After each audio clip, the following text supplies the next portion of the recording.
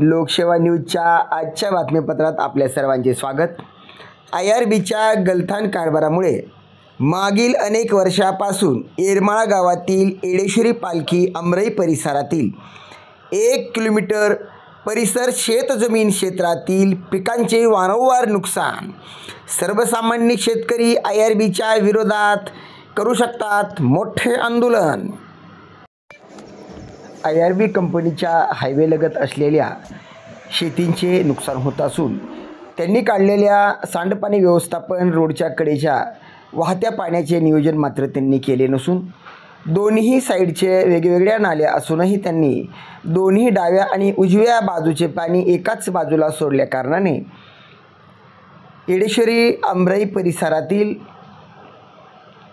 ज्या शेतजमिनी आहेत त्या भागातील सर्व 1 किलोमीटर अंतरावरील शेतजमिनीच्या पिकात संपूर्णपणे नुकसान होत असून याला जबाबदार कोण?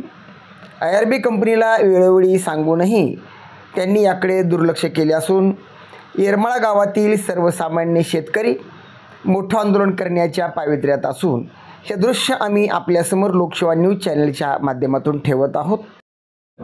मी येरमाळा तालुका कळंब जिल्हा धाराशिव येथील एक सर्वसामान्य शेतकरी आहे आणि या ठिकाणी RBIच्या ब्रिजमधून जे पुलाचं पाणी काढून दिलेलं आहे ते अत्यंत गरीब शेतकऱ्याच्या शेतामधून दोन्ही सीझनमध्ये कुठल्याही प्रकारचं आपल्याला पाठीमागे दिसत असेल की त्या व्यक्तीच्या शेतामध्ये इतकं पाणी साचलेलं आहे आणि ते रोजंदारी करणारी व्यक्ती आहे। या सर्व अशा प्रकारे जर शेतकऱ्याचं नुकसान होत असेल तर त्याला काहीही पर्याय नाही, तरी शासनाने याकडे संबंधित व्यक्तीने याकडे लक्ष देऊन RBIला अशा प्रकारची सूचना देऊन ह्या पाण्याचा कुठेतरी विल्हेवाट लावण्याची कृपा करावी।